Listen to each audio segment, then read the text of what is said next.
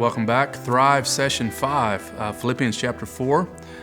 This is a passage that is very popular for those who are familiar with the New Testament, particularly the verses 6 and 7 as Paul's talking about anxiety and prayer. And really the big idea is that when we focus on Jesus, joy and peace flood our souls. At this point in our study, we're like a band with one song. We're touring on one song. As we focus on Jesus, we get joy. As we focus on Jesus, we get peace. As we focus on Jesus, we get unity. He is the source of our joy. He's the source of our unity. He's the source here in Philippians 4 of peace in verses 6 and 7. Paul says in verse 4, "Rejoice in the Lord always." Again, I will say rejoice. I love how Paul puts this emphasis on in the Lord. So his joy is not unfounded. Paul's joy is rooted in his relationship with the Lord. And joy in Philippians, as we've been looking at, is not, the absence of sorrow or suffering. In fact, I love how Paul says in 2 Corinthians 6 that he's sorrowful yet always rejoicing. And so there's really not a day in this fallen world where we won't have sorrow. But underneath that sorrow is deep and abiding joy that comes through our union and communion with Jesus. We rejoice in the Lord. Now, that's a challenge in this world because we are perplexed. We are often concerned, worried, anxious about various problems in our lives. And if you're a group leader, you always have a subject with worry to talk about in your group. Like there's never a day where this is not relevant. How do we deal with anxiety and worry? And so let's just think about this together for a few minutes. Just ask some questions. Paul's like a counselor here, giving us some practical help for a day-to-day problem.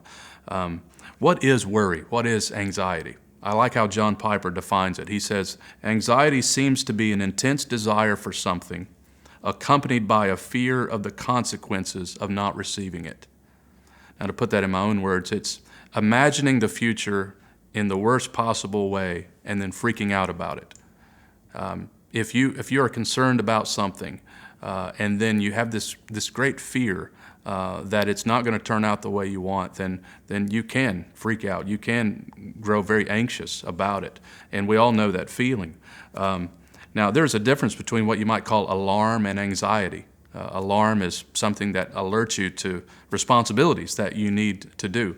In fact, we have alarm clocks. I wish we would change the name of them. I've never liked the name alarm first thing in the morning. I prefer like daily resurrection practice clock. That would be really, really good.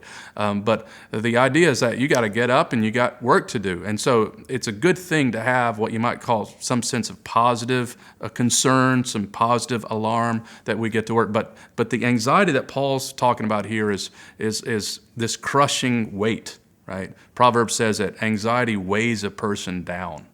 And so the question is, what do you do with this? Because we're going to get it throughout our whole lives. And in the Philippians case, it seems to be coming from various angles. They have external opposition. There's internal conflict. In verses 2 and 3 of this chapter, you see some of that internal conflict. They're concerned about their church planter, Paul.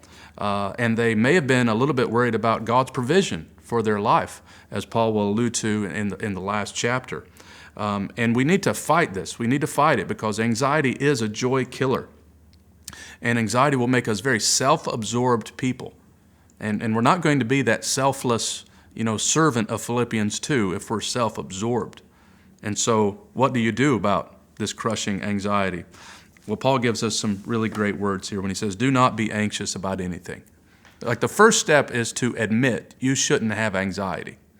That anxiety, this is a commandment that we not be anxious. Like sometimes we want to soften this and say, well, he's a worrywart. Like we want to make this like a personality trait and somehow excuse it when this is a commandment. Like don't be anxious. Jesus has a whole sermon on this, doesn't he, in Matthew chapter 6. It's a good text to read every day as Jesus talks about how it does no good. And if you would consider his creation If you consider how he's providing for everything, there's no need for us to worry. And he tells us there too, do not be anxious. So this is the first step to admit this shouldn't be part of our lives. Then Paul goes on further and he says, but in everything, by prayer and supplication with thanksgiving, let your requests be made known to God. So Paul essentially says, don't worry about anything. Pray about everything. Pray about it. Cast your cares upon God because he cares for you. I love how Martin Luther said, we should pray and let God worry. And that's really the problem, right, with anxiety, is that we want to control things. We want to be God. But our calling is to trust God and to give these situations to him. And then Paul says in verse 7, and the peace of God, which surpasses all understanding, will guard your hearts and minds in Christ Jesus. So here Paul is teaching us to fight fear with the promises of God. Like, this is a promise. The peace of God will surpass all human understanding. How's this happen? It's in Christ Jesus. In Christ Jesus, we can know this peace. And so let's not hold on to this anxiety, Paul says, but rather let's give it to God.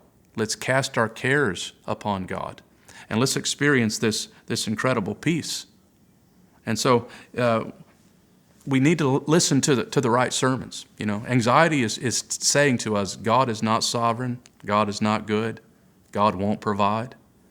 Anxiety is like false prophets preaching false messages to us. And what we have to do is to listen to a better sermon. Listen to the sermon in creation today. Listen to the birds today. Consider how God is caring for his world, how he's sustaining it. Will he not care for us? And listen to the gospel sermon, that if God would give forth his Son and to die for sinners, will he not also graciously give us all things? Paul asks in Romans chapter 8. Of course he will. The cross is a constant reminder that God does indeed love us. He is indeed good. He is indeed sovereign, and we can trust him.